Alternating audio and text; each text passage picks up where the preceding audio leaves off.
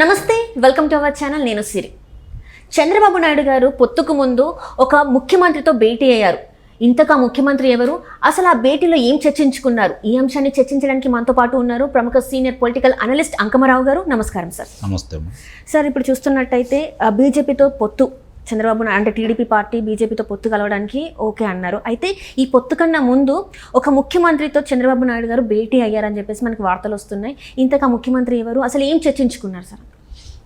ఇక్కడ ముందుగా చంద్రబాబు నాయుడు గారి గురించి మాట్లాడుకోవాలంటే దేశవ్యాప్తంగా ఈరోజు ఎన్డీఏ కూటమిలో ఉండేవాళ్ళు, అట్లాగే ఇండియా కూటమిలో ఉండేవాళ్ళు ఒకప్పుడు కాంగ్రెస్ వ్యతిరేకం, కాంగ్రెస్తో కూడా గతంలో కలిసి పనిచేశారు కాబట్టి అందరితోటి పరిచయాలు ఉన్న వ్యక్తి చంద్రబాబు నాయుడు గారు. ఇప్పుడు మోడీ గారు కావచ్చు, మిగిలిన వాళ్ళు గారు కావచ్చు, చంద్రబాబు నాయుడు గారి గురించి చంద్రబాబు నాయుడు గారు మా పక్షానే ఉండాలని ఎందుకు కోరుకుంటున్నారు అంటే, చిన్న చిన్న విభేదాలు ఎప్పుడు ఏదైనా వచ్చినా భాగస్వాముల మధ్య కూర్చొని వాళ్ళని అందరిని కూర్చోబెట్టి సర్ది చెప్పగలిగినటువంటి శక్తి ఒక చంద్రబాబు నాయుడు గారికి ఉంది. మిగిలిన వాళ్ళందరినీ అలా కూర్చోబెట్టి మాట్లాడే శక్తి ఎవరికి లేదు. కాబట్టి రెండు కూటములు కూడా, ఇండియా కూటమి అలాగే ఇప్పుడు ఉన్నటువంటి ఎన్డీఏ కూటమి కూడా చంద్రబాబు నాయుడు గారి కోసం ఆలోచిస్తారు. ఈ పరిణామంలో ఈ రెండు కూటములకు దూరంగా ఉండి రాష్ట్ర ప్రయోజనాలు తప్ప మిగిలిన ఏమి జోలికి వెళ్ళకూడదని చెప్పని కేంద్రంలో గతంలో ఉన్న పరిస్థితులు ఇప్పుడు లేవనే భావంతో ఆయన రెండింటికి సమాధానంలో ఉన్నారు. ఇప్పుడు జరుగుతున్న పరిణామాల్లో మళ్ళీ భారతీయ జనతా పార్టీ కూటమితో అంటే ఇక్కడ జనసేన వీళ్ళిద్దరు కలిసి ప్రయాణం చేయాలని ఒక నిర్ణయానికి వచ్చారు. ఈ వచ్చిన క్రమంలో ఏంటంటే భారతీయ జనతా పార్టీ కూడా ఉంటే బాగుంటుందనే ఉద్దేశం జనసేన అధిపతి వ్యక్తం చేయటం, దానికి వాళ్ళు భారతీయ జనతా పార్టీ వాళ్ళు ఈరోజు చంద్రబాబు నాయుడు గారిని ఢిల్లీ రమ్మంటాం, మంతనాలు జరుపుతున్న మాట చూసాము. ఆయన వెళ్ళిన క్రమంలోనే రకరకాలుగా ప్రచారం చేస్తూ మైత్రి బంధాన్ని విడగొట్టాలని, లేకపోతే చంద్రబాబు నాయుడు గారిని కించపరిచే విధంగా ఆయన యోగాలో చేసినటువంటి యోగాసనాలు వేస్తున్నటువంటి చిత్రాన్ని తీసుకొచ్చేసి దాన్ని మార్పులు చేర్పులు చేసి అమిత్ షా గారి కాళ్ళు మొక్కుతున్నట్టు నానా రకాలుగా చేసి ఆయన్ని కించపరచాలనే ఉద్దేశంతో చేస్తుంది మనం చూస్తూనే ఉన్నాం. సరే, ఈ కొంతవరకు దాని ప్రభావం కనపడింది. ఎందుకంటే అందరూ చూడంలోనే పొత్తుల కోసం వెళ్ళాడు కాబట్టి నిజమేనా అనుకునే పరిస్థితి కూడా ఉంటుంది. వాస్తవంగా ఈయన వెళ్ళింది 11 గంటల చిల్లరకి ఆయన దగ్గరికి వెళ్ళారు అమిత్ షా గారు. దానికి 4-3 గంటల ముందే ఈ చిత్రాన్ని బయటికి వదిలారు. అంటే ఇదంతా తప్పు అనేది అందరికీ తెలిసిన విషయమే. ఇప్పుడు అట్లాగే నితీష్ కుమార్ గారి గురించి మీరు చెప్పారు. నితీష్ కుమార్ గారితో చంద్రబాబు నాయుడు గారికి మంచి అనుబంధం ఉంది, మంచి స్నేహం కూడా ఉంది. కాబట్టి ఇప్పుడు ఆయన మళ్ళీ ఎన్డీఏలోకి వచ్చారు. నిన్నటిదాకా ఎన్డీఏలో లేరు, ఇప్పుడు ఎన్డీఏలోకి వచ్చారు. ఎన్డీఏలోకి వచ్చారు కాబట్టి వాళ్ళ గతంలో ఉన్న మైత్రిని దృష్టిలో పెట్టుకుని మాట్లాడుకుంటూ ఉండొచ్చు. కానీ నిన్న మాత్రం వాళ్ళిద్దరు మాత్రం భేటీ అవ్వలేదు.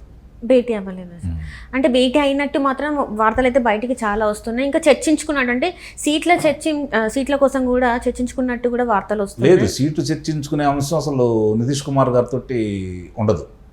ఎందుకంటే ప్రస్తుతం భారతీయ జనతా పార్టీ జనసేన వీళ్ళతోటి, నితీష్ కుమార్ గారు ఇప్పుడు వచ్చి మళ్ళీ ఎన్డీఏలో జాయిన్ అయ్యారు. ఇప్పుడు జరుగుతున్న పరిణామాలు ఏముంటాయంటే, దాదాపు ఆయన వీళ్ళిద్దరికున్న మైత్రి బంధాన్ని బట్టి అక్కడ తటస్థపడితే మాట్లాడుకుంటారేమో కానీ ముందుగా దాన్ని ముందస్తుగా వీళ్ళందరూ అనుకొని కూర్చొని చర్చించుకున్నది లేదు, కలిసింది కూడా లేదు. నిన్న ఆయన దగ్గర జయదేవ్ గారి నివాసానికి వెళ్ళారు. అక్కడ నుంచి అమిత్ షా గారి దగ్గరికి వచ్చారు. అక్కడ ఆయన కలిసిన వాళ్ళు ఉన్నారు. వాళ్ళిద్దరూ మరి నడ్డా గారితో, భారతీయ జనతా పార్టీ జాతీయ అధ్యక్షులు నడ్డా గారితో అలాగే అమిత్ షా గారితో మాట్లాడుకున్నారు. నడ్డా గారు ముందు బయటకు వెళ్ళిన తర్వాత అమిత్ షా గారితో మళ్ళీ కొంత సమయం గడిపారు. కాబట్టి ఇప్పుడు ఎన్నికల్లో పొత్తు పెట్టుకోబోతున్నారా, పొత్తు పెట్టుకుంటే ఏ ప్రాతిపదికన పొత్తు పెట్టుకోబోతున్నారు, రాష్ట్రానికి ఇచ్చినటువంటి హామీలు ఏంటి, ఈయన అడిగినవి ఏంటి, ఇవన్నీ కొన్ని విషయాలు మాత్రమే బయటకు వచ్చింది. ఇంకా సంపూర్ణంగా వాళ్ళిద్దరు కలిసి సంయుక్తంగా ఒక ప్రకటన ముగ్గురు కలిసి ప్రకటన విడుదల చేస్తారని నేను భావిస్తున్నాను. భారతీయ జనతా పార్టీ ప్రతినిధులు, అలాగే చంద్రబాబు నాయుడు గారు, పవన్ కళ్యాణ్ గారు ముగ్గురు కలిసి పొత్తు అనేది ముందుకెళ్తుందని ఇప్పుడున్న ఊహాగానాలను బట్టి చూస్తూ ఉంటే ఆంధ్ర రాష్ట్రంలో జనసేన పార్టీ, తెలుగుదేశం పార్టీ పొత్తులో భాగంగా రమారమి ఇక ప్రతిపక్షానికి కూడా వైఎస్ఆర్సీపీ పార్టీని ఓడిస్తున్నాయి అని చెప్పని కేంద్రం దగ్గర సమాచారం ఉంది వాళ్ళ వేగుల ద్వారా. ఒకసారి కాదు, ఇప్పుడు గత 2 నెలల నుంచి కూడా 3 పర్యాయాలు వాళ్ళు ఇక్కడ సమాచారాన్ని సేకరించి అప్పుడు మాత్రం వీళ్ళు అధికారంలోకి వస్తున్నారు కాబట్టి వాళ్ళతో పాటు మనం కూడా వెళ్ళాలి, అని ఒక నిర్ణయానికి వచ్చారు. అయితే ఇక్కడ ఒక ప్రశ్న సార్ ఏంటంటే, ఇన్ని రోజులు జగన్ సర్కార్కి చేయూతనిచ్చిన బీజేపీ ప్రభుత్వాన్ని, అంటే కేంద్రంలో బీజేపీ ఉంది కాబట్టి, అయితే ఇప్పుడు మళ్ళీ టీడీపీతో చేయగలుపుతుంటే బీజేపీ ఇక్కడ ఏపీ ప్రజలు నమ్ముతారా సార్? అంటే ఇప్పటి వరకు చూస్తే ఎక్కడ కూడా నిధులు ఇవ్వలేదు అని చెప్పేసి జగన్మోహన్ రెడ్డి గారు చెప్తున్నారు. ఇప్పుడు బీజేపీతో మళ్ళీ టీడీపీ చేయగలిపితే అది టీడీపీ పార్టీకి మంచి చేస్తుందో చెడు చేస్తుందా సార్? ఇక్కడ మంచి చెడు కంటే కూడా ప్రజలు ఏ విధంగా నమ్ముతున్నారంటే, ఆర్థిక లోటులో ఉన్నటువంటి ఆంధ్ర రాష్ట్రాన్ని పరుగులు పెట్టించేసి పరిశ్రమలు తీసుకొచ్చేసి పోలవరాన్ని 72% పూర్తి చేసి పట్టిసీమ ద్వారా కృష్ణా పర్యావ ప్రాంతానికి నీరు అందించడమే కాకుండా సకాలంలో దాని ద్వారా అక్కడ గోదావరి నీళ్ళు ఇటు వచ్చినందువల్ల కృష్ణా జలాలు రాయలసీమలకు పంపించినటువంటి అపర భగీరథుడిగా చంద్రబాబు నాయుడు గారిని కీర్తిస్తున్నారు. అందుట్లో ఎలాంటి సందేహం కూడా లేదు. కాబట్టి ఈరోజు ప్రజలందరూ ఏమనుకుంటున్నారంటే, ముందుగా నియంతృత్వ పాలన నుంచి స్వేచ్ఛ కోరుకుంటున్నారు. ఆ రోజు బ్రిటిష్ పరిపాలన అయితే ఏ విధంగా ఎదిరించారో, ఆ రోజు మరి బ్రిటిష్ వాళ్ళని ఎందుకు ఎదిరించారో స్వేచ్ఛ గురించే కదా. ఇప్పుడు కూడా ఆంధ్ర రాష్ట్రంలో స్వేచ్ఛ లేదనేది వాళ్ళ అభిప్రాయం. కాబట్టి ఆ స్వేచ్ఛ కోసం వాళ్ళు పోరాడుతున్నారు. ఆ పోరాడే విధానంలో చంద్రబాబు నాయుడు గారు నమ్ముతున్నారు ప్రజలు. ఎందుకంటే పరిశ్రమలు వస్తాయి, పోలవరం పూర్తి చేస్తారు, రాజధాని నిర్మాణం పూర్తి అయింది, చాలు ఈ పూర్తి అయితే ఆంధ్ర రాష్ట్రం అన్ని విధాలా ముందుకెళ్ళిద్ది. అది చేయగల సమర్థుడు చంద్రబాబు నాయుడు గారు.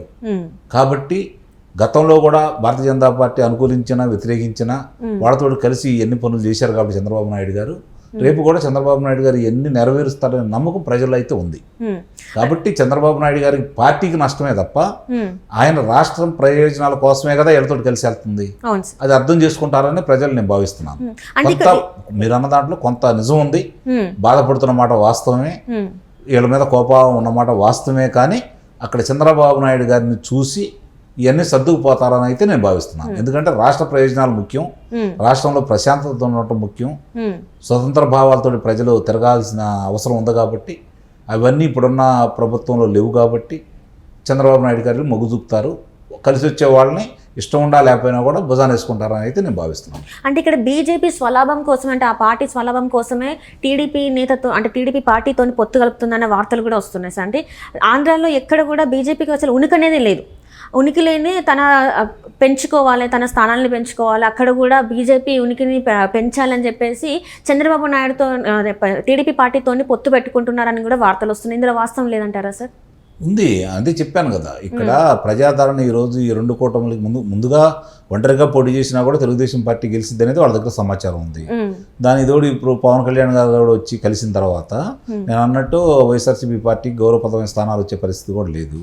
ఈ పరిస్థితుల్లో రాష్ట్రం నుంచి వాళ్ళకి ప్రాతినిధ్యం, అంటే శాసనసభలో కావచ్చు, లోక్సభలో కావచ్చు, ప్రాతినిధ్యం కావాలి అంటే నిస్సందేహంగా ఈ కూటమితో వెళ్ళాలని వాళ్ళకు ఉన్నటువంటి సమాచారం.